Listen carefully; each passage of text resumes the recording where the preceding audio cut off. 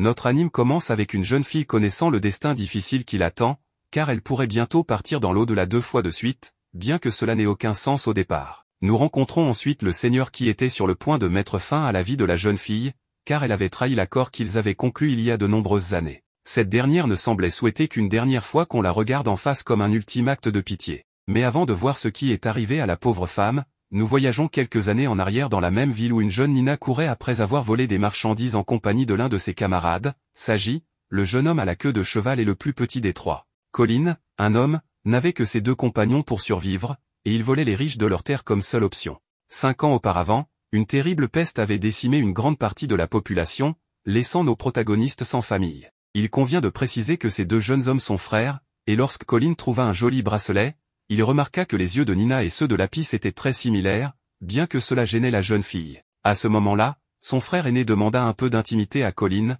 car Nina ne pouvait ni porter ce bijou ni même montrer ses yeux bleus, sous peine d'être vendue pour une somme d'argent aux riches du royaume, qui achetaient des personnes uniquement pour les garder comme trophées. Plus tard, l'heure du repas arriva, et bien que la nourriture de Nina soit affreuse comme d'habitude, le fait qu'ils soient ensemble était suffisant pour les petits. Mais comme les ennuis ne finissent jamais, il y eut un moment où Colin tomba malade à cause de la fièvre. Son frère aîné savait que s'il ne faisait rien rapidement, sa vie serait en danger, et bien que Nina ait voulu l'emmener chez le médecin pour le sauver, Saji savait qu'il ne pourrait pas payer. À ce moment-là, Saji se lamenta d'être né sous une étoile pauvre, car celle-ci dicte qui est pauvre ou riche, qui a une bonne vie ou une mauvaise. Cependant, Nina voulait toujours trouver un moyen de sauver son compagnon. Le panique s'empara alors de Saji, qui lui dit des mots blessants, lui demandant de se taire, car elle ne faisait même pas partie de leur famille. Ces mots blessèrent la petite, la poussant à une tentative désespérée pour voler des médicaments pour Colin.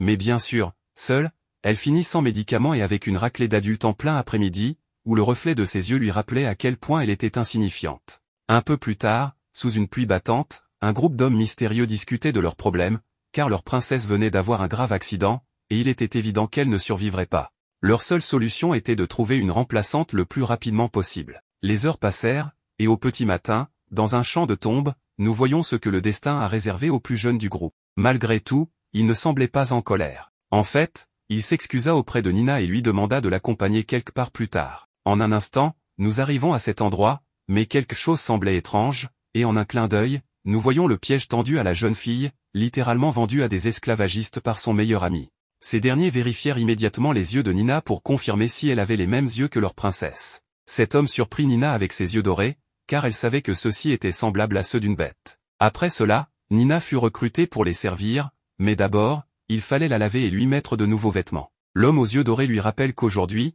elle allait perdre sa vie pour renaître en tant que princesse. Dans une scène suivante, nous voyons Nina courir, fuyant les dames de la maison, car elle n'était pas complètement habillée. Mais lorsqu'elle trébucha, le même ravisseur, qui était en réalité le prince Azur, fit son apparition. En voyant Nina après une bonne séance de lavage, il n'arrivait pas à croire qu'elle était la même gamine sale qu'il avait achetée récemment. Malgré cela, elle restait trop plébéienne pour le château, et avec une épée, il marqua le début de la nouvelle vie de Nina. Azur déclara que, dès aujourd'hui, Nina deviendrait la princesse et prêtresse Alisha, qui n'aurait que 3 mois pour apprendre à se comporter convenablement, car sa mission était d'épouser le prince héritier de Galgada, et par conséquent, le successeur du trône actuel. Cela signifiait que Nina avait pour mission de ne jamais être découverte, sous peine de perdre la vie. Cependant, après tant de sermons, Nina donna un coup de pied pour s'emparer de l'épée d'Azur, lui rappelant que, en d'autres termes, c'était un énorme service qu'elle lui rendait. Même si elle n'était pas du tout menaçante, la petite demandait toujours des explications sur pourquoi elle devait faire tant d'efforts pour un inconnu. Malgré cela, le prince lui rappela bien qu'une pauvre fille comme elle n'avait nulle part où aller, et qu'être une princesse ne devrait pas être un mauvais tournant dans sa vie. Après l'avoir écouté, le prince se présenta comme le second héritier du trône, tout en lui rappelant qu'il serait celui qui s'occuperait de sa transformation. Un peu plus tard, le cours d'éducation commença, et comme Nina n'était pas habituée, elle détestait agir comme une enfant stupide. Pour éviter ces leçons, Nina rappela au prince que les pauvres n'avaient pas accès à l'éducation dans ce monde, ce qui signifiait qu'elle ne savait ni lire ni écrire. Elle ajouta qu'il serait plus efficace d'abandonner ces cours inutiles. Le prince savait cela, mais il voulait que Nina répète simplement ce qu'il lui enseignait, car il s'agissait des bases de l'étiquette pour toute princesse. En outre, elle avait bientôt un rendez-vous avec Sa Majesté le Roi pour une audience, ce qui commença à effrayer Nina, car non seulement elle manquait de classe, mais il était également possible qu'elle soit découverte étant pratiquement une autre personne. Ce sentiment de peur fut apaisé à la fois par le prince et par les servantes de la maison, qui lui rappelèrent que la seule raison pour laquelle elle était ici, c'était ses yeux bleus. On nous explique que la vraie princesse Alisha, la fille de la troisième reine, devait devenir la prochaine prêtresse astrale. Bien qu'une princesse soit normalement élevée dans un grand château, elle avait été élevée dans un village d'étoiles. Le début de sa carrière de prêtresse devait avoir lieu lors du même festival des étoiles, qui marquerait son destin à ses 16 ans. Ces lumières rappelaient à Nina un souvenir du passé, où ses parents lui assuraient que ces belles lumières étaient des lumières d'espoir. Perdre ses parents, puis perdre ses nouveaux frères, lui rappelait à quel point la vie avait été dure pour elle. Les servantes continuèrent à raconter que le roi n'avait jamais pris la peine de rendre visite à sa fille, et que très peu de personnes avaient eu la chance de voir la princesse. Si Nina agissait correctement, il était peu probable que quelqu'un lui fasse du mal. Avec la promesse d'Azur de recevoir une récompense pour avoir bien agi lors de l'audience, et les supplications des servantes, Nina se trouva contrainte de faire de son mieux. Les jours passèrent, et Nina, bien que paresseuse, s'efforça de progresser, même si elle en venait presque à vouloir abandonner la mission. Cela fut reconnu par le prince, qui, pour la motiver un peu plus, emmena Nina dans un voyage pour voir tout le royaume depuis les hauteurs. Cette vue montra à Nina à quel point elle se trouvait dans un lieu important, car jamais auparavant elle n'avait vu de tels paysages. Malgré son manque d'enthousiasme pour le prince, quand Azur lui demanda à nouveau son aide, elle réfléchit et réalisa qu'elle était nécessaire à quelqu'un. Une partie de Nina ressentit alors le désir de s'efforcer davantage, ayant un nouvel objectif dans la vie. Lorsque le jour de l'audience arriva, Nina portait une magnifique robe royale, avec un rappel de ses servantes de ne pas ruiner l'occasion, car cela pourrait leur coûter la tête. En arrivant au royaume, Nina entra sans problème dans le château pour saluer sa majesté de la manière la plus cordiale possible, ce qui réussit à tromper le roi, qui loua les beaux yeux de sa fille, qu'il n'avait pas vue depuis si longtemps. Le roi voulut également savoir où se trouvait son demi-frère, nous révélant ainsi qu'Azur avait ce lien de parenté avec la princesse. Au même moment, la reine se rappela quelque chose à propos de sa fille. Après avoir passé tant d'années à s'entraîner pour devenir une prêtresse adéquate, elle devait sûrement être capable d'exécuter une danse pour le prince Muulom. Même à distance, les membres du conseil se demandaient pourquoi la reine demandait quelque chose d'aussi insensé à ce moment-là. Cela pétrifia Nina de peur, car elle n'avait appris aucune danse pendant ses entraînements avec Azur. Quand vint le moment de la danse, Nina voulut dire la vérité pour se sauver, mais son demi-frère vint à sa rescousse, la sauvant en rappelant à ses parents qu'Alisha n'était pas encore majeure et n'avait pas encore assumé ses devoirs astraux. Faire danser la jeune fille à ce moment ne pouvait qu'apporter la malchance à sa future relation avec le prince Muulom, d'autant plus que celui-ci n'était même pas présent pour assister à la danse. Grâce à ce mensonge, le prince put sauver Nina. Après avoir réfléchi au fait qu'ils auraient pu mettre fin à ses jours aujourd'hui, Nina comprit que le risque ne valait pas les récompenses d'une vie dans une famille riche. Elle décida de retourner là où elle avait toujours appartenu. Mais avec Sagi qui la trahit, elle se désiste. La reine du royaume était la véritable mère d'Azur, ce que la nouvelle reine interpréta mal. Avec un enfant qui n'était pas le sien, elle ne pouvait que penser du mal de la vie d'Azur. Et bien que ce dernier ait affirmé qu'il ne ferait jamais de mal à la femme de son père, la reine continua à harceler le prince en parlant de sa mère, assurant que les femmes craintives et faibles de caractère ne pouvaient pas réussir dans ce monde. Dans un geste insensé, la femme jeta son éventail à l'eau, prétendant qu'Azur l'avait fait tomber. Bien que le jeune prince tenta de lui en offrir un autre, la reine, sachant qu'il faisait très chaud, exigea rapidement qu'on lui ramène son éventail. C'est à ce moment que Nina saisit l'occasion pour plonger dans l'eau et mouiller la reine elle-même, avant de lui rendre son précieux éventail. Ce geste faillit valoir à la jeune fille un coup royal pour avoir osé la mouiller, mais avec Azur devant elle, personne ne put la frapper. Même les suivantes de la reine l'empêchèrent de le faire, évitant ainsi un problème plus grave encore. Bien que Nina fût très triste d'avoir causé des ennuis au prince, ce dernier se mit à rire discrètement et lui assura qu'elle n'avait rien fait de mal. Ils avaient même réussi à tromper le roi avec la présence de Nina,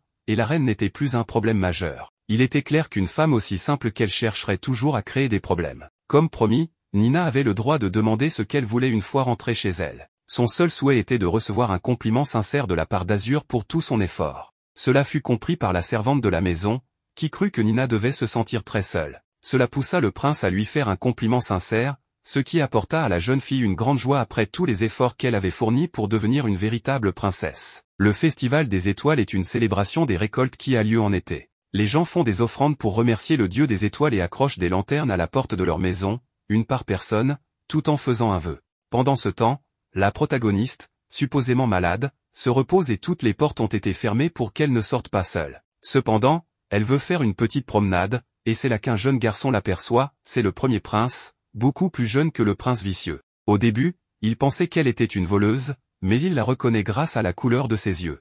En tant que futur roi, il peut l'emmener où il veut. Dans ce cas, la protagoniste demande quelque chose qu'elle pourrait utiliser contre le prince aux yeux dorés. Sa mission est de devenir très forte pour le protéger. Le prince, qui fuit les entraînements à l'épée, espère découvrir les faiblesses du prince aux yeux dorés pour pouvoir le vaincre. Alors qu'elle ressent une présence qui l'observe, il se retrouve dans la chambre, comme s'ils étaient ailleurs. À 17 ans, le prince aux yeux dorés dirige déjà son propre escadron. Lorsqu'ils essaient de se cacher, il les trouve rapidement. Le prince, agacé, dit qu'il peut garder le trône s'il n'est pas digne de le porter, puis il s'enfuit, mais tombe dans un puits avec la protagoniste. Au fond du puits, elle le serre contre elle pour lui donner de la chaleur. Ils doivent simplement attendre d'être secourus, car c'est un prince, et tout le monde doit sûrement être à sa recherche. Être prince est plus compliqué qu'on ne le croit, car on lui met des idées en tête à tout bout de champ. En réalité, il aime beaucoup son frère, le prince aux yeux dorés, et voulait découvrir ses faiblesses pour pouvoir se rapprocher de lui. En d'autres termes, il le considère comme un modèle à suivre. Il se rend compte que l'eau monte dans le puits, malgré le fait que le prince soit un peu potelé, elle le porte pendant des heures. Finalement, le prince aux yeux dorés les retrouve après un long moment et la remercie d'avoir pris soin de son frère. Plus tard, le prince demande à apprendre à manier l'épée. Il pensait tout ce temps que son frère l'évitait. À ce moment-là, en privé, il lui demande s'il a une faiblesse pour que le prince ait plus confiance en lui et aussi pour le faire chanter. Le prince aux yeux dorés avoue qu'il n'aime pas les choses informes, et il ne parle pas des fantômes. Entre-temps, des rumeurs circulent disant que la princesse est morte et que la protagoniste est une imposture, mais ses yeux bleus font douter tout le monde. Le matin, on lui rappelle que peu importe où elle doit rester fidèle à son rôle. Alors que le festival approche, elle n'aura pas à danser, car le prince aux yeux dorés s'est assuré qu'elle n'ait aucune tâche à accomplir, mais elle est quand même autorisée à faire un vœu. La malchanceuse apparaît alors et lui conseille de ne pas souhaiter obtenir le trône. Le roi, en revanche, est très aimable avec elle malgré ce que l'on raconte. Il apprécie même la protagoniste pour son franc-parler et son attitude directe, car les personnes les plus dangereuses sont celles qui feignent et trahissent. Le prince aux yeux dorés n'a pas besoin de lanterne, car il n'a aucun vœu à formuler. Peut-être est-ce parce qu'il ne désire rien ou que son vœu a déjà été exaucé. Le prince est souvent malade et redoute l'arrivée du festival, car un mois et demi après celui-ci, la protagoniste devra partir pour se marier dans le royaume voisin, situé au-delà des montagnes. Le voyage, que ce soit par mer ou par terre, est très long. Ce royaume voisin a progressivement conquis des territoires et il se dit que le premier prince est terrifiant. Si le grand-père du prince aux yeux dorés n'était pas malade, il aurait sûrement pris des mesures. Autrement dit, une fois parti, la protagoniste ne reverra plus le prince aux yeux dorés. À ce moment-là, un individu indiscret lui fait subtilement comprendre qu'elle pourrait sortir discrètement sans autorisation. Elle a le pressentiment qu'un événement grave va se produire, alors elle décide de quitter le palais le jour du festival. Quelqu'un parle d'une orpheline aux yeux très bleus, qui avait à peu près le même âge qu'elle et vivait dans le village des étoiles. Il n'en a jamais été question, et avec l'état de santé de l'ancien roi, cela pourrait servir à contrôler la situation. La protagoniste, suivant les conseils de l'indiscret, s'échappe en portant une cape et atteint la ville. Cela faisait longtemps qu'elle n'avait pas retourné là où elle vivait. Ses parents lui disaient souvent que ses yeux étaient de la couleur du dieu des étoiles, mais elle devait les cacher jusqu'à ce qu'elle soit plus grande. Tout le monde l'appelait par son nom, et ses frères la protégeaient aussi. En revenant à son ancienne maison, elle constate que personne n'y est. Elle se sent trahie, car tout le monde est parti et sa véritable identité est morte. Désormais, elle n'est plus que la princesse, bientôt mariée à un lointain pays. Cela rappelle au prince aux yeux dorés qu'il a oublié le nom et le visage de ses parents, tout ce dont il se souvient, c'est du nom que le roi lui a donné. Juste à ce moment-là, les méchants font leur apparition et le prince aux yeux dorés commence à éliminer tous ceux qui en savent trop sur l'imposture de la princesse, y compris l'homme qui avait suggéré à Nina de sortir. Dans le royaume, il y a beaucoup de gens qui détestent l'existence même du prince aux yeux dorés, donc un autre objectif est de l'éliminer. Le prince blessé, la protagoniste a l'occasion de s'échapper, car le prince lui dit qu'ils trouveront une autre remplaçante, donc peu importe. Mais elle refuse de le faire car le prince sera en mauvaise posture, puis elle déchire son habit pour panser la blessure du prince qui est content qu'elle soit restée. Il reconnaît son aide et la serre dans ses bras, ce qui resserre le cœur de la jeune petite fille, puis se sent aux anges. Apprenant à monter à cheval, l'homme qui les a attaqués était un serviteur de la reine et peut-être voulait-il les éliminer parce qu'il pensait que le prince aux yeux dorés convoitait le trône. Lorsque lui et son compagnon sont seuls, il l'appelle par son vrai nom, ce qui la rend très heureuse. Ensuite, il découvre des amulettes très populaires chez les jeunes filles, qui les tissent en pensant à la personne qu'elles aiment, ce qui pousse Nina à penser au prince aux yeux dorés et elle commence à s'en mêler les pinceaux toute seule. Après cela, le prince arrive et revient pour lui proposer une balade à cheval, ce qui la réjouit. Pendant qu'ils discutent, le prince examine le cheval et remarque quelques coupures. Sans lui dire, ils utilisent le même cheval, mais ses nerfs sont à fleur de peau. Au loin, ils aperçoivent le village royal où vit l'ancien roi, qui est son arrière-grand-père. Grâce à son leadership, la nation a prospéré. En d'autres termes, il est plus important que le roi actuel. Quand le prince aux yeux dorés avait 4 ans, c'est lui qui lui a appris tout ce qu'il sait, et malgré leurs différences, il le respecte beaucoup. De retour, elle finit de tisser et entend que la selle du cheval avait aussi des coupures, ce qui prouve qu'il a pris la bonne décision de ne pas monter. Les tentatives pour l'éliminer se multiplient et peut-être devrait-il en informer l'ancien roi, mais il ne le juge pas nécessaire. Si c'est pour sa nation, il laissera faire. Après tout, c'est l'étoile sous laquelle il est né. Agacée, elle lui reproche de ne rien faire, lui disant que s'il meurt vraiment, elle restera seule. Le prince la rassure en lui disant de ne pas s'inquiéter, elle doit simplement jouer son rôle et se marier. Elle lui lance alors l'amulette. En partant, elle rencontre le roi, qui ne semble pas au courant que la reine a ordonné de les éliminer. Elle décide alors de se rendre chez l'arrière-grand-père du prince aux yeux dorés.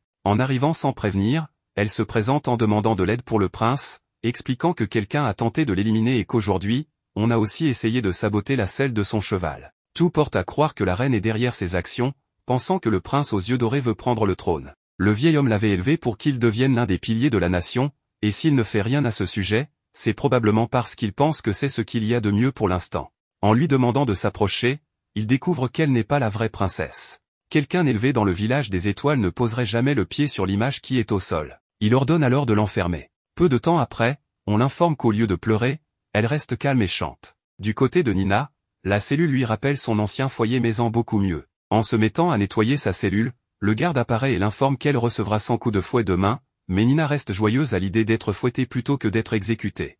Lorsqu'il la revoit, elle supplie qu'on aide le prince aux yeux dorés et accepte n'importe quelle punition, pourvu qu'on épargne les autres. Ils lui ont donné un endroit où elle se sent chez elle, et maintenant ils sont sa famille. Malheureusement, l'ancien roi n'a plus ce pouvoir, ses jambes ne bougent plus et son cœur est sur le point de s'arrêter. Il n'y a rien qu'il puisse faire. Cependant, elle peut encore agir. La position qu'elle occupe est suffisamment puissante. Son petit-fils, le roi actuel, a donné son accord pour les fiançailles avec l'autre royaume, et c'est là l'erreur qui a tout déclenché. Ce que l'autre royaume veut, c'est mettre la main sur la princesse et la prêtresse. S'ils refusent, ils commenceront à les envahir. De cette manière, toute relation diplomatique prendra fin et, même si elles se marient, ils chercheront un autre moyen de les envahir. En d'autres termes, il n'y a aucun moyen de les arrêter. Mais c'est la protagoniste qui contrôle le destin. Si elle fait preuve d'une grande détermination, elle peut protéger le prince aux yeux dorés et aussi cette nation. À ce moment-là, il apparaît tout inquiet, assumant la responsabilité et demandant qu'on le croie innocent. Calmement, on découvre que tout est déjà su et que seuls les présents connaissent la vérité. Ils peuvent donc se reposer cette nuit et partir le lendemain matin. Son compagnon s'était caché tout ce temps et il semble aussi être un allié de son arrière-grand-père. En examinant bien ses yeux, elle remarque qu'ils sont similaires à ceux de son aïeul. Accrochez-vous, car dans ses veines ne coule pas le sang royal. Tout comme elle, il remplace le prince mort quand il était enfant, ayant été substitué par le prince malade. Ce grand secret était connu du roi, de l'ancien roi et de très peu d'autres personnes. Même la reine n'en avait pas connaissance. À l'époque, le prince n'avait que 4 ans, donc s'il cachait la vérité pendant quelques années, personne ne remarquerait que son apparence avait changé complètement. C'est ainsi que son arrière-grand-père l'a élevé, lui apprenant à vivre pour cette nation sans désirer autre chose. Il a ensuite appris à se comporter, à connaître des lieux lointains, et quand le prince Mulhomme est né, il a été mis à l'écart, devenant désormais le second prince. Au lieu d'être écarté, il deviendrait un conseiller qui protégerait la nation. Ils auraient pu l'éliminer à la naissance du nouveau prince, mais il est toujours là, vivant. À ses yeux, les gens n'étaient que des pions, et il avait trouvé la protagoniste pour pouvoir les éliminer. Cependant, depuis l'autre jour, il n'a pu penser qu'à son bien-être. Il ne peut pas perdre son sourire, car il est unique. Elle ne peut pas mourir. Agacée, elle lui demande également de prendre soin de lui-même. Elle ne permettra pas que quelqu'un d'autre meure. Il l'appellera par son nom, car ce qu'elle souhaite, c'est que ce soit lui qui le fasse, et peu importe s'il n'est pas prince, car pour elle, il est aussi unique. En remarquant que ses yeux bleus le regardent avec tant d'honnêteté, il l'embrasse en lui disant que ce n'était qu'un rêve, puis la laisse dans sa chambre. Nina a reçu de nombreux cadeaux qui, soi-disant, lui sont destinés et viennent de Galgada, du prince, car son mariage approche, c'est-à-dire qu'elle devra bientôt se marier. Elle commence donc à recevoir certains cadeaux. Cependant, Azur dit aux dames et à elle de ne pas encore les examiner, car il se peut qu'ils doivent les renvoyer. Pourquoi cela? Parce qu'évidemment, après tout ce qui s'est passé la dernière fois, y compris ce baiser avec Nina, il ne veut pas qu'elle parte pour Galgada. En fait, il envisage d'envoyer un messager pour reporter le mariage. Bien que cela soit compliqué, il va essayer. Azur voit ensuite Nina portant l'un des voiles de Galgada et lui demande de ne rien utiliser provenant de ce royaume. Il le lui retire et lui offre son propre cadeau, un joli ornement pour les cheveux avec une gemme bleue, de la même couleur que ses yeux. Le prince Azur lui dit que le bleu lui va bien et qu'elle est adorable. Bien sûr, notre Nina devient très embarrassée et essaie de le remercier pour ce compliment, mais elle a du mal à le faire. Azur, espiègle, lui demande pourquoi elle est si nerveuse, et Nina lui demande de ne pas l'appeler ainsi en présence d'autres personnes,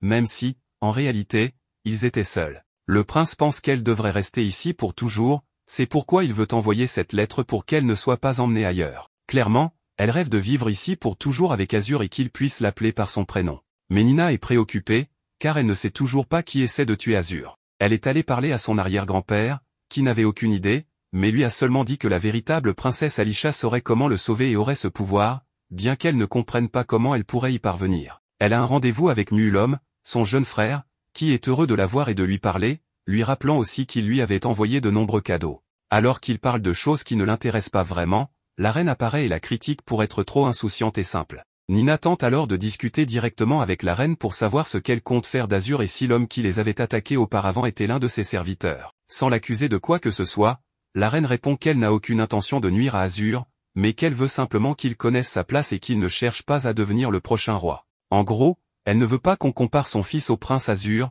car ce dernier est plus âgé et semble qualifié pour devenir roi. Cependant, elle ne souhaite pas lui faire de mal, sachant qu'Azur est une bonne personne et serait un excellent conseiller pour son fils. Elle ajoute que le responsable de l'attaque était en réalité un lord qui obéissait au roi, non à elle. Ensuite, le roi arrive et s'isole avec Nina. C'est alors que le roi révèle être celui qui tente de tuer Azur. Il lui demande ce qu'elle est allée faire chez l'ancien roi. Nina garde son calme et ne répond pas, alors il lui dévoile qu'Azur n'est pas son véritable fils, ayant été remplacé lorsqu'il était petit. Le roi lui confesse également qu'il est responsable de la mort du véritable Azur, qui, un jour, jouait avec l'un de ses échiquiers, le roi l'avait poussé accidentellement contre un meuble, entraînant sa mort. Sans remords, il avait ensuite ordonné de trouver un remplaçant, voyant tout le monde comme des pions sur son échiquier. Cela devient encore plus clair lorsque Nina comprend que le roi l'a en fait vendu à Galgada pour éviter la guerre avec Fortuna et obtenir quelques cadeaux de Galgada. Ces cadeaux n'étaient donc pas pour Nina, mais pour le roi. Ce dernier lui dit qu'il sait qu'elle n'est pas sa fille véritable, tout comme Azur a été échangé, et il lui demande de lui révéler toute la vérité. Nina, ayant compris la situation, affirme qu'elle est capable d'aider Azur, mais pour cela, elle doit devenir la véritable Alisha. Ici, on explique que Alicia révèle être la véritable princesse et la fille du roi. Elle annonce qu'elle partira pour Galgada et qu'elle sait qu'il l'a vendue pour quelques avantages. Elle demande que rien n'arrive à Azur, si quelque chose de mystérieux lui arrivait, elle accuserait le roi et s'occuperait elle-même de la situation une fois reine à Galgada. Elle déclare même qu'elle deviendrait l'épée qui attaquera Fortuna, menaçant directement le roi. Le roi dit même que tout le monde n'est qu'un pion dans son jeu d'échecs. Mais Nina, en devenant la princesse Alicia, prend en main cette opportunité. Le problème est qu'elle devra quitter Azur, ne pouvant rester éternellement à ses côtés pour entendre son nom. Tout en sachant maintenant que le roi est coupable, Nina décide de profiter de ses derniers jours avec Azur. Il l'invitait à nouveau dans sa chambre, pensant qu'elle n'y retournerait plus jamais, et lui offre un livre de son choix parmi de nombreux livres d'origines diverses. Certains sont des récits de voyage, d'autres des histoires lues par plaisir. Dans l'un d'eux, il est question d'un chameau, un animal qu'elle n'avait jamais vu. Azur informe Nina qu'il a envoyé un messager à Galgada pour retarder leur mariage, mais un serviteur de l'ancien roi s'est présenté peu avant pour lui demander ses désirs. Nina, de son côté, souhaite que le messager n'arrive pas, décidant ainsi de partir pour Galgada afin de protéger Azur. Elle garde cela secret, savourant le temps passé avec lui, le menant dans des endroits où elle se rendait avant d'être capturée. Ils goûtent des plats délicieux, se détendent ensemble et, bien que gênée lorsqu'on la présente comme la petite amie d'Azur, elle ne le nie pas, ajoutant une nervosité palpable. À la fin de cette journée, Nina l'enlace spontanément. Azur lui demande pourquoi, et elle répond qu'elle en avait simplement envie. Il avoue alors qu'il n'est plus nécessaire de cacher leurs sentiments, que l'amour est bien présent entre eux. Ils s'embrassent, confirmant leurs émotions. Nina ressent une forte émotion, mais sait qu'elle devra partir, bien qu'Azur l'ignore. Pour le protéger, elle s'en va, le remerciant de tout ce qu'il a fait. Azur est perplexe, car cela sonne comme des adieux. Lorsqu'on envoie Azur faire des courses à l'extérieur du palais, c'est le moment où Nina prend congé, faisant ses adieux à ses dames de compagnie qui ne peuvent la suivre. Habillée en tenue de Galgada, elle reçoit les adieux en larmes de Muulom, qui ne veut pas voir sa sœur partir si tôt, bien qu'il lui reste encore 10 jours avant son départ officiel. Nina lui promet de protéger Fortuna à distance. Pendant ce temps, Azur découvre que son départ a été orchestré par le roi et même par Nina, jusqu'à Do, son bras droit, qui l'a trompé. Azur retourne précipitamment au palais pour tenter de revoir Nina, mais il est trop tard, elle est déjà partie pour Galgada. Elle avait espéré un dernier adieu de sa part, sachant qu'elle ne le reverrait plus ni n'entendrait plus sa voix. Elle a choisi de devenir la princesse Alisha pour le protéger. Le prince Seth de Galgada, son futur époux, est un homme brutal qui a même tué une des princesses avec qui il était fiancé lorsqu'elle a tenté de l'attaquer. On lui annonce qu'il rencontrera bientôt la princesse Nina, mais il ne sait même pas qui elle est. Le prince 7 de Galgada n'a pas l'intention de voir Nina pour l'instant. Il n'est même pas intéressé par le fait d'avoir tué une princesse ou les événements à venir. En réalité, il lui a tiré dessus parce qu'elle a tenté de le tuer, lui donnant ainsi une excuse pour éliminer tout son peuple. On remarque que le prince a un oiseau qu'il adore et qu'il a nommé Nina, mais cela n'a rien à voir avec notre Nina. La pauvre Nina a longtemps attendu que le prince 7 vienne la voir, mais cela n'a pas eu lieu. Elle se prépare toujours soigneusement, mais en vain, et elle n'est pas très heureuse de la situation. La seule personne qui reste avec elle est Ikami, une servante envoyée par l'arrière-grand-père d'Azur pour veiller sur Nina. Toutes les autres femmes qui travaillent avec elle sont de Galgada et ne la regardent même pas dans les yeux. Lorsqu'elle demande quand elle pourra voir le prince, on lui répond qu'elle doit simplement attendre, car il reste encore 6 mois avant le mariage. Elle peut donc se promener librement dans le palais et le château. Nina se balade alors un peu partout, mais lorsqu'elle salue les gardes et le personnel, personne ne lui répond ni ne la regarde. Elle ressent une ambiance un peu hostile. Elle imagine à quoi pourrait ressembler ce prince 7 qu'elle ne connaît pas. Elle sait seulement qu'on l'appelle le dieu de la guerre, qu'il est très fort et qu'il a soumis 2 royaumes en les transformant en vassaux. Elle imagine qu'il a les yeux rouges et les cheveux argentés, comme un lapin. Elle arrive alors dans un jardin du château après avoir entendu quelqu'un appeler, mais en fait, on appelait Nina, l'oiseau, et non elle. C'était le prince 7. L'oiseau est allé se poser sur la tête de la pauvre Nina et lui a un peu picoré le front, le laissant rouge. Elle se retrouve face à ce type aux cheveux argentés et aux yeux rouges, donc elle assume qu'il s'agit du prince. Elle est en colère, évidemment, car il ne semblait pas être occupé, et il aurait pu venir la voir à tout moment. Elle est un peu irresponsable et lui parle comme si elle était une inconnue. Elle essaie néanmoins de se calmer et de garder ses bonnes manières. Il lui demande si le nom Nina est son surnom d'enfance, et elle répond que oui, en essayant de ne pas crier sur l'oiseau qui continue de la picorer. En guise de pardon, le prince lui dit qu'ils organiseront un banquet en son honneur le lendemain. Après cela, il s'en va tout simplement. Nina pense que c'est un homme sympathique, mais ne le trouve pas particulièrement impressionnant. Le soir, elle contemple le ciel étoilé et repense à Azur et Fortuna, même si elle sait qu'elle ne devrait pas le faire, car cela lui manque. Vient le banquet, auquel assistent le prince 7 et 2 autres princesses restantes. C'est là que Nina apprend qu'elle est candidate pour devenir l'épouse du prince, rien n'était encore décidé. L'ambiance au repas est tendue, car les princesses souhaitent simplement partir. Elles viennent des royaumes vassaux que le prince 7 a conquis et aimeraient retourner dans leur royaume. Elles précisent qu'elles ne se rebelleront pas ni rien de ce genre. Nina finit par énerver le prince 7, qui s'en va. Elle souhaite le suivre pour lui parler, mais les autres princesses lui demandent de rester, rappelant qu'il a déjà tué une princesse et suggérant qu'elles devraient toutes 3 s'enfuir. Nina ignore leurs conseils et suit le prince 7, déterminée à poursuivre son plan de sauver Azur et Fortuna.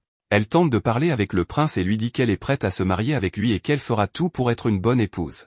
Cependant, le prince 7 la prend et l'emmène dans sa chambre, laissant entendre que l'un des rôles principaux d'une épouse concerne l'intimité. Nina, bien qu'elle lui rappelle qu'il reste du temps avant leur mariage, se retrouve terrifiée. Finalement, il la repousse en disant qu'il n'a aucune envie de coucher avec elle, ajoutant qu'elle n'est qu'un pion sans importance. Il révèle qu'il n'a aucune intention de choisir l'une d'elles comme épouse, cherchant plutôt des prétextes pour attaquer leurs royaumes respectifs. Nina est blessée et réalise que son plan était naïf et imprudent. Elle comprend que rien ne sera simple avec ce prince et qu'elle ne pourra pas protéger ce qu'elle aime si facilement. Désespérée, elle retourne dans sa chambre en pleurant. Après un rêve où elle revoit Fortuna et Azur, elle se réveille avec le souvenir de petits moments heureux et du difficile parcours de sa vie d'orpheline, où elle était souvent maltraitée et frappée lorsqu'elle volait pour manger. Elle décide alors de continuer d'avancer, de profiter des petites choses positives et de se transformer en l'épouse du prince pour devenir reine. Le lendemain, elle se lève avec un nouvel état d'esprit, prête à regarder la vie plus positivement. Les serviteurs du château remarquent qu'elle est de bonne humeur et certains finissent même par lui répondre poliment, impressionnés par ses yeux bleus.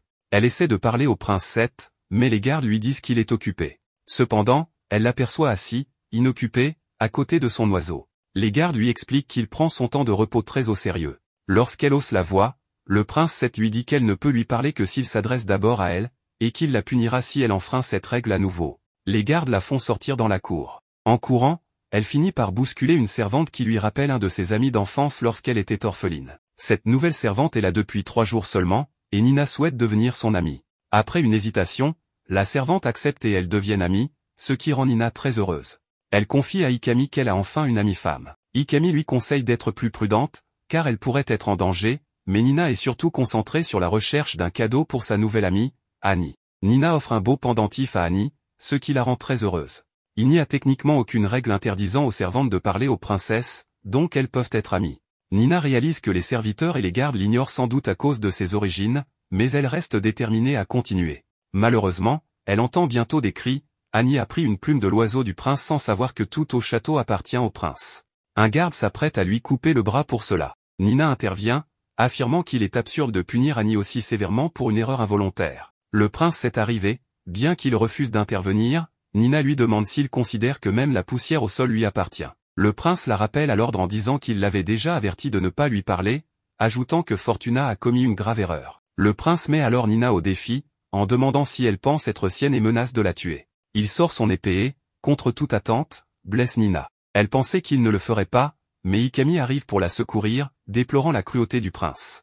Il ajoute que cette blessure laissera une cicatrice, ce qui ne dérange pas le prince, car il est le seul à la voir. Nina, malgré sa blessure, se relève, interprétant ses paroles comme une preuve qu'il a l'intention de l'épouser, car il sera le seul à la voir ainsi. Souriante, elle touche le prince Seth et lui dit que cela la rend heureuse avant de s'évanouir. Surpris, Seth l'empêche de tomber complètement, réalisant qu'elle est différente de toutes les autres. Nina est blessée et souffre des blessures causées par l'épée de Seth. Il la regarde et réfléchit à tout ce qui s'est passé. Ikami, qui veille sur Nina, remarque son attitude. Le prince demande si elle vient d'un autre royaume, car elle ne se comporte pas avec le respect habituel envers lui, même si c'est le prince. Pourtant, il ne la punit pas, car elle s'occupe de Nina. Il mentionne qu'Alicia, alias Nina, est une princesse assez particulière. Ikami explique qu'elle a passé beaucoup de temps enfermée dans le village des étoiles, où elle a été élevée pour devenir prêtresse, car elle est considérée comme la messagère de Dieu du destin.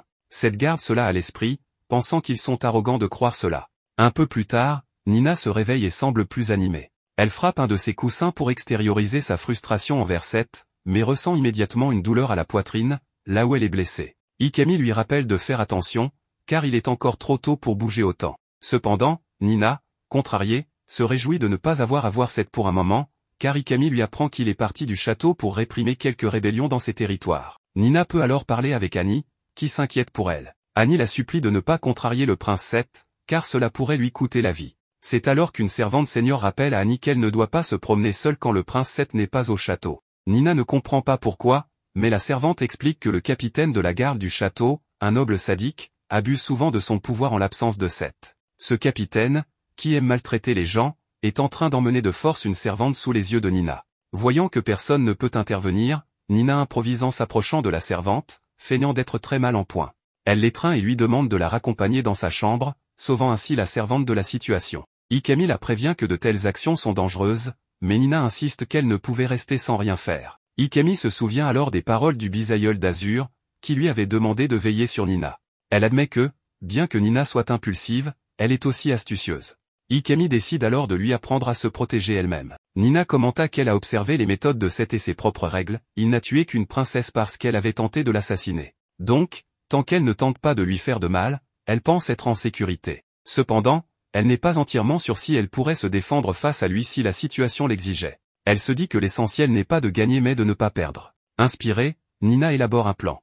Elle se déguise en servante et prend l'une des plumes précieuses parmi ses bijoux, se promenant dans la cour et s'émerveillant ostensiblement de sa beauté. Le capitaine de la garde, attiré par cette mise en scène, s'approche pour la réprimander, croyant qu'elle a volé un objet du prince, ce qui est un crime. Nina révèle alors son identité de princesse, faisant un scandale pour montrer comment il l'a maltraitée, mettant ainsi le capitaine dans une situation délicate. Quand le capitaine tente de l'attaquer, la traitant de princesse d'un royaume insignifiant, Nina se défend en utilisant une technique que Ikami lui avait apprise, ce qui le laisse étourdi. Les autres gardes le conduisent au cachot, choqués par son comportement. Nina en profite pour dire que ce sera une occasion de parler au prince Seth, espérant qu'il approuvera cette décision. Sa bravoure impressionne le personnel du palais, qui commence à la respecter davantage. Peu après, Seth revient au château et apprend ce qui s'est passé. Il tente d'intimider Nina en brandissant un couteau, mais elle se maîtrise et l'assure qu'il ne lui fera pas de mal. Seth la regarde, intrigué par ses yeux bleus particuliers, rappelant les paroles de Ikami selon lesquelles elle est la messagère de Dieu.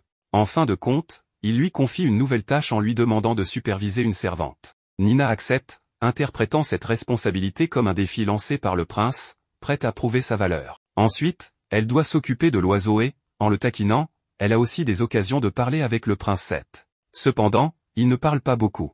Après quelques conversations normales, sans menace, il l'invitait à un futur voyage au centre de Galgada, et elle est conviée. L'une des servantes plus âgées et le reste du personnel sont heureux, car le prince n'avait jamais emmené de princesse à la capitale royale. Là-bas, il y a les rois, la famille du prince. Elle espère donc les connaître un peu mieux pour se rapprocher d'eux et améliorer leurs relations.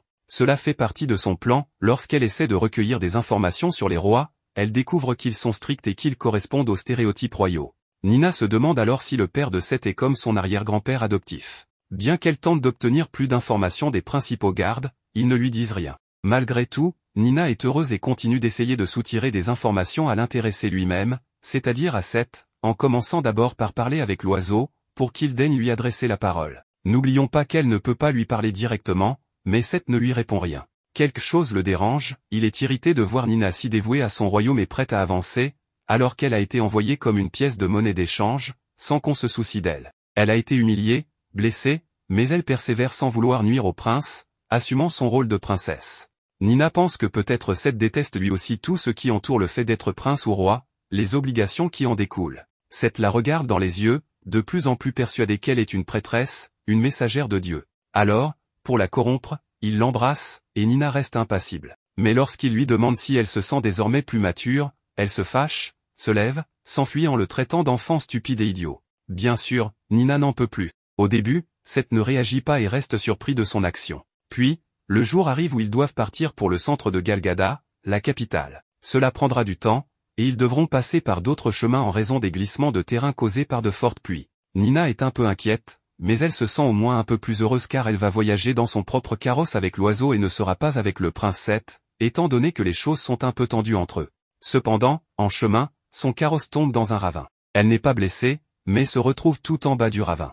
En cherchant l'oiseau, celui-ci s'échappe. En tant que sa protectrice et soigneuse, Nina part alors à sa recherche dans toute la forêt pour tenter de l'apaiser, mais elle ne parvient pas à le retrouver. La panique commence à envahir la pauvre Nina, car elle sait que personne ne viendra la secourir. Après tout, elle n'est qu'une fausse princesse. Elle pense qu'elle va mourir ici, sans que personne ne se souvienne d'elle ou ne prononce son nom. Alors qu'elle sombre dans le désespoir, elle aperçoit au loin des yeux dorés, appartenant à un tigre, et la pauvre Nina est attaquée. La pauvre Nina est attaquée par un tigre, ce qui lui rappelle Azur en appelant à l'aide. Mais Seth apparaît pour la sauver et tue le tigre avec son arme, tout cela grâce à Nina qui avait alerté le prince. Seth lui lance une gourde d'eau et lui dit qu'ils rejoindront les autres au matin, car il a laissé des marques tout au long de la forêt. Cependant, pour le moment, ils doivent chercher un endroit pour passer la nuit. Seth préfère que Nina reste loin de lui, mais elle remarque qu'il est blessé. Il s'avère que, lorsqu'il a protégé Nina contre le tigre, il a reçu le coup à sa place. Nina insiste pour l'aider, mais Seth refuse en disant que ce n'est rien, que même le dieu des enfers ne veut pas encore de lui, donc il ne risque rien. Malgré son insistance, Nina reste près de lui pour veiller sur lui. Durant la nuit, Seth s'endort et fait des cauchemars où il se remémore son enfance, marquée par des rituels visant à purifier son sang. Tantôt adulé et acclamé, tantôt purifié et renié, tout cela se faisait soi-disant sous les enseignements d'un dieu. Il se réveille en sursaut, et Nina pose sa main sur son front pour vérifier s'il a de la fièvre. Elle lui raconte qu'elle connaissait quelqu'un qui souffrait beaucoup de maladies et qu'elle avait l'impression d'absorber une partie de sa température chaque fois qu'elle prenait sa main. Seth se moque d'elle, insinuant que c'est typique d'une prêtresse avec une fausse bonté. Nina lui demande alors d'arrêter de parler des dieux et du destin, affirmant que si les dieux protègent les hommes, ils ne font pas grand-chose pour les aider. Ces propos surprennent Seth, car il est rare qu'une prêtresse parle ainsi. Cela éveille également sa curiosité pour Nina, qui semble à la fois innocente et pure, mais dotée d'une personnalité décontractée et surprenante. Il la taquine en suggérant qu'il existe d'autres moyens pour une princesse, ou plutôt une concubine, de le réchauffer pendant les nuits glaciales du désert. Nina, en plaisantant, l'embrasse, mais rit ensuite en disant que c'était sans amour et que cela ne signifiait rien. Elle traite le prince de gamin et tente de lui faire comprendre qu'il pourrait essayer de mieux la connaître. Elle pense qu'il a grandi sans amour et qu'il ne sait pas ce que cela signifie. Elle propose donc qu'ils feignent de s'aimer, car après tout, ils devront se marier un jour, et il faudra bien qu'un peu d'affection naisse entre eux. Soudain, l'oiseau s'envole brusquement, alerté par un bruit. Nina part enquêter, pensant qu'il pourrait s'agir d'un autre tigre. Seth lui assure qu'il n'y en a probablement plus dans les environs. En explorant, Nina découvre une grotte où elle trouve un petit tigre. Ne voulant pas le laisser seul, elle décide de l'emmener avec elle. Seth s'y oppose, suggérant qu'il devrait rester dans la nature. Nina insiste, affirmant que, comme prince, Seth pourrait utiliser son autorité pour s'occuper du petit. Seth finit par céder, promettant de faire appel à des spécialistes des créatures pour s'en occuper. Nina décide de nommer le petit tigre qu'elle a recueilli Mivalia, qui signifie l'aube. Et ici, on revient sur le fait que Nina veut que Seth la traite mieux. Elle lui demande de la traiter au moins comme il traite son oiseau. Seth accepte et dit qu'il la traitera de la même manière, l'appelant par son prénom, Nina. Cela ravive chez Nina des souvenirs liés à son passé, en particulier à son vrai prénom, utilisé lorsqu'elle était enfant. Même si Seth pense que ce prénom était juste un surnom donné à la princesse dans sa jeunesse, cela marque un rapprochement entre eux. Au matin, ils sont retrouvés par les autres membres du groupe. Seth fait comme s'il n'avait aucune blessure et reste impassible, car il ne veut pas montrer de faiblesse devant ses soldats et ses serviteurs. Ils arrivent à Galgada, une nation qui, autrefois pauvre, est devenue prospère grâce à un messager divin ayant conseillé un ancien roi d'explorer les terres du sud. Aujourd'hui, Galgada est une nation puissante, ayant conquis d'autres royaumes, et leur objectif ultime reste de conquérir Fortuna. Nina arrive au palais royal avec le prince et découvre qu'il est bien plus imposant que celui de Fortuna, un symbole évident de la puissance du royaume. Elle rencontre aussi les autres princes, Yor, le deuxième prince, Bido, le troisième, et Tot, le quatrième. Comme prévu, les relations entre eux sont tendues, car chacun convoite la place de Seth, l'héritier légitime. Un incident éclate lorsque les autres princes remarquent les yeux bleus de Nina, la prêtresse de Fortuna. Une dispute éclate entre eux, mais Nina intervient, leur demandant d'arrêter de se battre. Elle va même jusqu'à frapper Seth, lui reprochant de rendre l'atmosphère inconfortable pour tout le monde et conseillant aux princes de prêter plus attention à leur environnement. Réalisant ensuite qu'elle avait peut-être dépassé les limites, elle s'attend à être punie, mais aucun châtiment ne lui est infligé. Malgré cela, elle espère améliorer ses relations avec la famille de Seth et devenir une bonne future reine. Plus tard, une servante informe Nina qu'elle doit dormir dans la chambre de Seth cette nuit-là. D'abord réticente, elle se dit ensuite que ce pourrait être une bonne occasion de se rapprocher du prince. Lorsque Seth arrive, Nina propose de dormir par terre près de Maveria pour s'en occuper, mais Seth insiste, les nuits à Galgada sont froides, et ils doivent partager le lit. Il la rassure en disant qu'il n'a aucune intention de lui faire du mal. Nina s'excuse pour son comportement face aux autres princes, mais Seth lui explique que, dans d'autres circonstances, cela aurait pu lui coûter la vie. Pourtant, il a choisi de ne rien faire cette fois. Seth confie qu'il n'a aucun intérêt pour ses demi-frères, qui sont tous enfants de concubines et ne partagent avec lui que leur père. Nina, de son côté,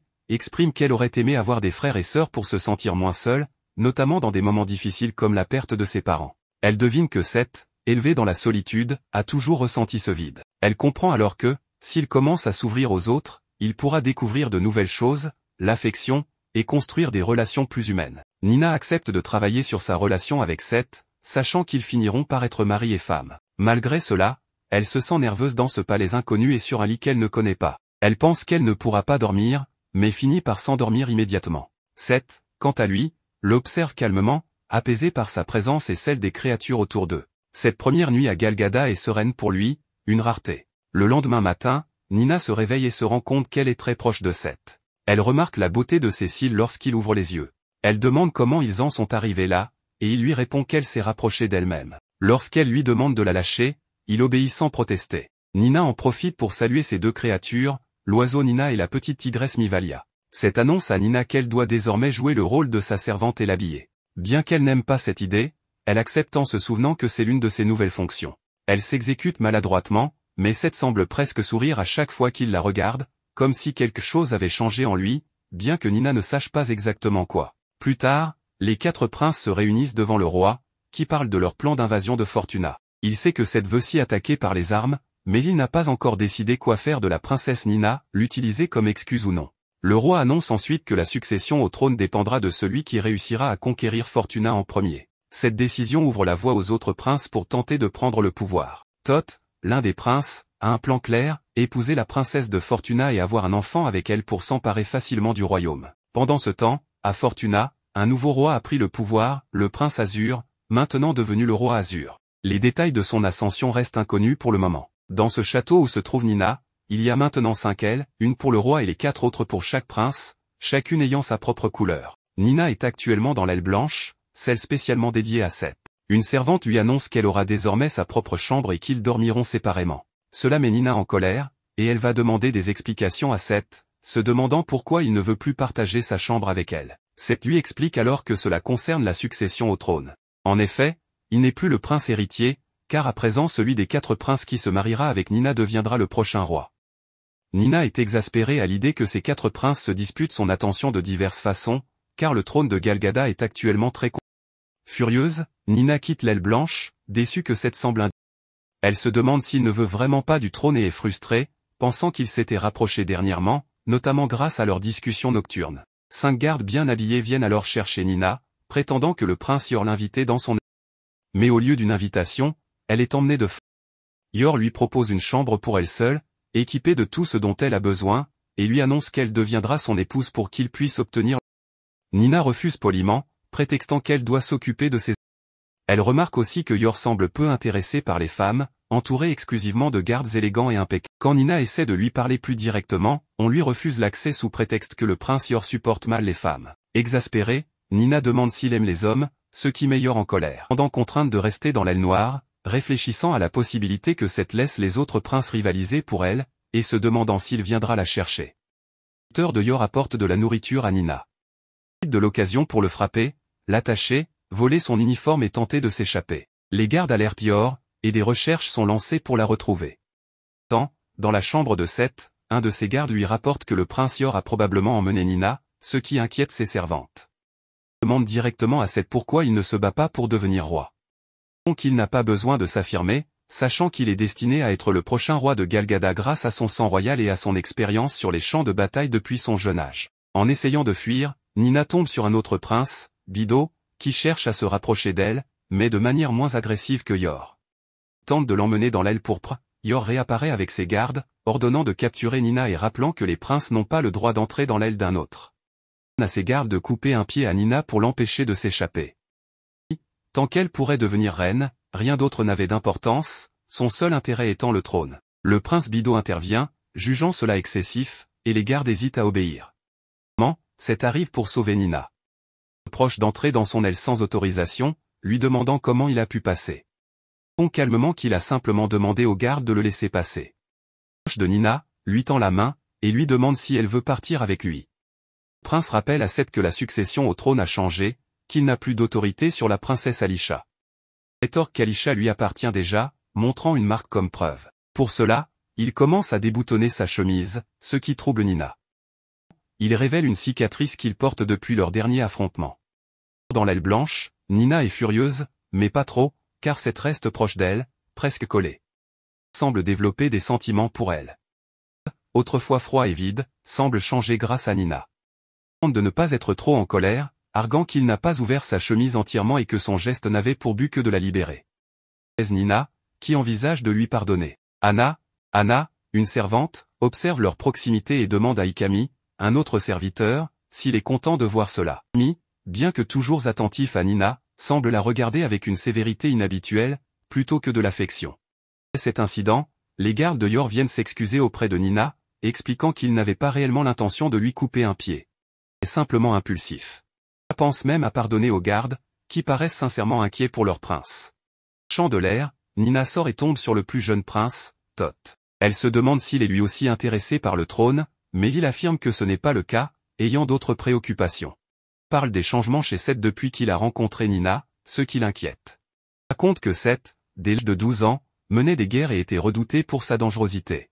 Il rappelle aussi les propos de Yor, qualifiant Seth de prince maudit à cause de sa naissance d'une prêtresse, considérée comme blasphématoire. Il conseille à Nina de choisir parmi ses deux autres frères, Bido ou Yor, affirmant qu'ils sont meilleurs que Seth. Il insinue que si Seth devenait roi, cela entraînerait des pertes humaines. Nina rejette ces insinuations, préférant se faire sa propre opinion sur les gens.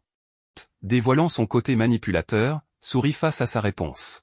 Tard, Nina confronte Seth pour en savoir plus sur une rumeur concernant le temple sanglant. Reste vague, lui disant que tout ce qu'elle a entendu est une histoire qu'il ne souhaite pas expliquer. Nina insiste, disant qu'elle préfère apprendre la vérité directement de lui. Il accepte finalement et l'emmène au temple sanglant, un lieu où il a grandi. Là, il lui montre l'endroit où le grand prêtre s'était suicidé sous ses yeux. La mère de Seth, d'après ce qu'on raconte car il ne l'a jamais connue, était d'une beauté inoubliable. Le roi, son père, avait entretenu une relation avec cette prêtresse, qui donna naissance à Seth. Cependant, pour cacher ce qu'ils considéraient comme une souillure, ils enfermèrent Seth dans un temple. Il fut élevé par le grand prêtre, qui, amoureux de sa mère, oscillait entre bienveillance et maltraitance envers Seth. Parfois, le prêtre traitait Seth avec douceur, voyant en lui le fils de la femme qu'il aimait. Autrefois, il le punissait sévèrement, le considérant comme le fruit de l'union avec le roi, l'homme qu'il haïssait.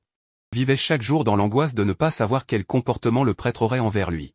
Il arrivait même que Seth ne soit pas nourri, le laissant frôler la mort, jusqu'à ce que le prêtre, pris de remords, vienne s'excuser.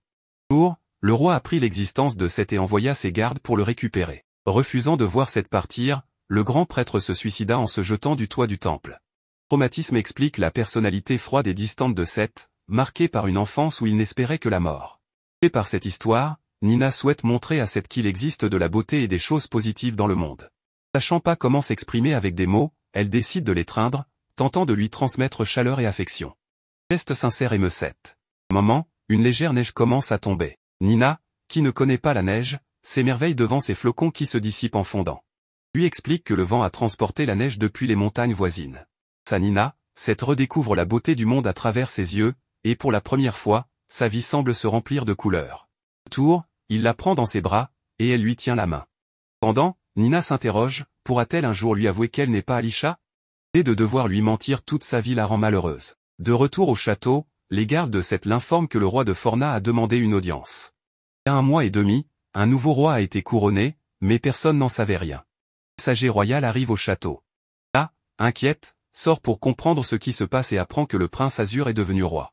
Prenant l'importance de la situation, elle se précipite pour rencontrer le messager, qui se révèle être Azur lui-même. Nina était très pressée de savoir si ce messager était Azur ou non. Elle essaie donc d'esquiver tous les gardes du château pour l'approcher. Elle parvient à les saluer et montre un vif intérêt à parler avec le messager, bien qu'elle ne soit toujours pas sûre qu'il s'agisse d'Azur. Les autres discutent avec elle, mais Ikami lui conseille de faire très attention à ses propos, car tout le monde écoute, et cela pourrait mettre les messagers en danger. Nina tente de chercher Azur et de lui parler, ou au moins d'obtenir un regard de sa part. Cependant, il détourne les yeux et elle ne peut pas s'approcher davantage, car les messagers doivent entrer et cela pourrait leur causer de sérieux problèmes. Dépitée, elle retourne dans sa chambre, très triste qu'il n'ait même pas voulu la regarder. Elle culpabilise, ne sachant pas dans quel état il se trouve, car au fond, elle est partie sans rien lui dire, ce qui pourrait l'avoir contrariée. Mais si c'était le cas, pense-t-elle, il ne serait probablement pas là. Seth, inquiet pour elle, discute avec Annie pour comprendre ce qui ne va pas, car Nina n'est pas aussi joyeuse et énergique que d'habitude. Annie suppose que voir les messagers de son pays a dû lui provoquer de la nostalgie. Seth demande alors ce qu'il pourrait faire pour qu'elle redevienne comme avant. Surpris par son intérêt, Annie suggère qu'un bon repas ou une activité amusante pourrait lui remonter le moral. Seth demande alors à un de ses gardes d'apporter toutes les délicieuses douceurs disponibles dans le château. Quand Nina voit tous ces bonbons et sucreries, elle s'interroge sur ce qu'il se passe pour qu'il y en ait autant. Annie lui murmure alors que le prince Seth s'inquiétait pour elle et voulait simplement lui remonter le moral. En comprenant cela, Nina se sent mieux, même si elle doute encore de ses intentions. Cependant, elle est heureuse, surtout lorsqu'elle apprend que Seth prévoit un festival pour accueillir l'hiver, avec de la musique et d'autres activités divertissantes. Cela améliore son humeur, bien qu'elle trouve encore agaçant les sourires qu'il affiche parfois. Pendant ce temps, les autres princes se réunissent dans les hauteurs du palais, inquiets des informations que les messagers pourraient apporter, ainsi que de ce qui se passe à Fortuna. Le roi actuel aurait empêché leurs espions au palais d'envoyer leur rapport, y compris celui qui se faisait passer pour un marchand ambulant. Il soupçonne donc des bouleversements à Fortuna. Toth évoque l'idée que le roi pourrait reconsidérer la succession au trône, vu les récents événements, ce qui ne plaît pas à Yor, qui doit impérativement épouser la princesse Alisha pour accéder au trône. De son côté, Nina, alias la princesse Alisha, décide de s'éclipser discrètement pour rejoindre les messagers. Elle agit en cachette de Ikami, Annie et même de Seth. Elle exprime son attachement croissant envers eux, notamment envers Seth, qu'elle commence à chérir. Elle décide alors d'agir audacieusement, elle approche les gardes en prétendant apporter des bonbons aux messagers, restant d'une réserve du prince Seth. Les gardes, toutefois, lui refusent le passage, affirmant qu'elle a besoin d'une autorisation. Nina insiste, affirmant qu'elle a la permission et les invite à vérifier. Elle ne peut pas être arrêtée et se retrouve ici avec les messagers de Galgada, percutant l'un d'eux et faisant tomber le récipient contenant les bonbons. Évidemment, elle se retrouve face à Azur, qui, encore une fois, évite de croiser son regard. Le prince Seth arrive alors, lui demandant ce qu'elle fait là. Seth lui dit qu'il aurait été impensable qu'elle aille aussi loin juste pour voir de simples messagers. Cependant, ce qu'elle voulait vraiment, c'était envoyer un message à tous ceux qu'elle aime à Fortuna, y compris son père, sa mère, le grand-père d'Azur et Mulhomme. Elle leur promet qu'elle fera tout ce qu'elle peut pour les protéger depuis Fortuna. Même si Azur ne répond rien à cela, il s'accroupit pour enlever une pierre qui avait coincé son pied afin qu'elle ne se blesse pas. Cependant, Seth intervient, l'écarte et lui dit de ne pas s'inquiéter, les messagers ne partiront pas tout de suite. Le roi a arrangé les choses pour qu'il reste jusqu'au festival d'hiver qui se prépare. Mais il explique que ce festival n'est qu'un prétexte pour les retenir et les interroger afin de s'assurer qu'ils sont bien ce qu'ils prétendent être et qu'ils n'ont pas d'intention malveillante. Seth sort alors son épée et la pointe vers Azur, mais ce dernier ne bronche même pas, ce qui surprend le prince. Reconnaissant les capacités évidentes d'Azur, Seth annonce qu'un tournoi se tiendra pendant le festival, et que celui qui le gagnera pourra demander ce qu'il souhaite. Cela pourrait être très risqué pour Azur, mais c'est une opportunité qu'il pourrait envisager. Cette menace également Azur de ne pas s'approcher de sa princesse, mais Azur s'excuse humblement, prétendant qu'il n'a jamais voulu l'offenser et continue de jouer son rôle de simple messager. Après cela, Azur parle à ses messagers, leur rappelant de ne rien dire car il pourrait y avoir des espions à l'écoute. Même si les gardes à l'extérieur des portes ne peuvent pas entendre, des spécialistes comme Ikami pourraient espionner. En effet, Ikami écoute leur conversation à travers une fenêtre, alors qu'Azur se demande si Ikami est toujours de leur côté, ou est-il désormais du côté de Galgada. Pendant ce temps, Nulhomme, préoccupé, est près d'une fenêtre. La reine lui ordonne de s'en éloigner pour éviter de tomber malade. Nulhomme s'inquiète pour le roi Azur et pour la reine. Il a entendu dire que le roi a abdiqué et passe maintenant son temps à jouer au chatard. Mais Nulhomme sait que le roi a confié à Azur le trône pour un an seulement, en lui demandant de protéger Fortuna même au prix de sa vie. Cela trouble Nulhomme, qui se demande ce que sa sœur Alisha ferait si elle était là. Il sait qu'elle saurait comment agir. De son côté, Mavis s'est échappée. Nina court à sa recherche, reprochant à Annie d'avoir laissé la porte ouverte. Elles atteignent une partie du domaine violet du prince Bido, où tout le monde est vêtu de cette couleur. Annie suggère que Nina pourrait participer au tournoi, car le vainqueur pourra demander ce qu'il désire. Cependant, ni le roi, ni les gardes royaux, ni les princes ne sont autorisés à y participer. Le prince Bido arrive alors, proposant à Annie de rejoindre son cercle de femmes. Il affirme que l'amour est infini et qu'il peut toujours avoir de nombreuses amantes. Malgré cela, il n'a pas renoncé à faire de la princesse Alisha son épouse. Alisha, pensant à participer au tournoi, se retrouve avec une épée lourde dans les mains, mais elle n'est pas entraînée pour ce genre de combat. Le prince Bido, très ambitieux, prévoit de faire participer quelqu'un d'autre à sa place pour satisfaire ses propres désirs. Pendant ce temps, Yor veut accorder son pardon à un général puissant mais emprisonné, afin qu'il puisse se battre pour lui et l'aider à obtenir ce qu'il désire. Ikami entend tout cela également. Nina décide qu'elle devrait peut-être apprendre l'escrime. Annie lui dit que ce n'est pas nécessaire, mais Seth propose de l'entraîner. Pendant leur séance, il explique que le secret de l'escrime est de deviner ce que l'adversaire va faire et de l'attaquer avant qu'il ne le fasse. Seth, habitué à lire facilement ses adversaires, avoue avoir du mal à comprendre Nina, qu'il trouve imprévisible. Même si Seth n'a pas beaucoup de compassion pendant leur entraînement, ses gardes et serviteurs remarquent que Nina montre des talents prometteurs. Si elle persévère, elle pourrait devenir une escrimeuse compétente. Ils s'affrontent, mais Nina finit par plaisanter et rendre l'entraînement moins sérieux. Petit à petit, les gens commencent à apprécier Nina.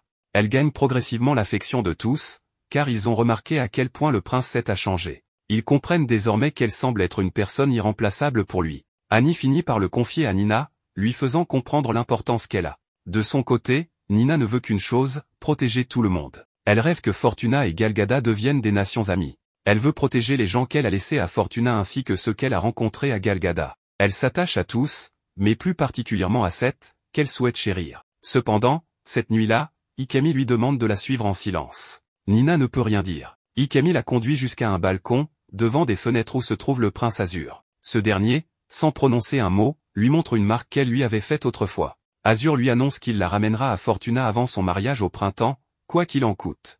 Nina, bouleversée, lui demande pourquoi il lui dit cela. Ces paroles remuent ses émotions, et elle trouve cela injuste, car cela lui rappelle à quel point elle l'aime encore.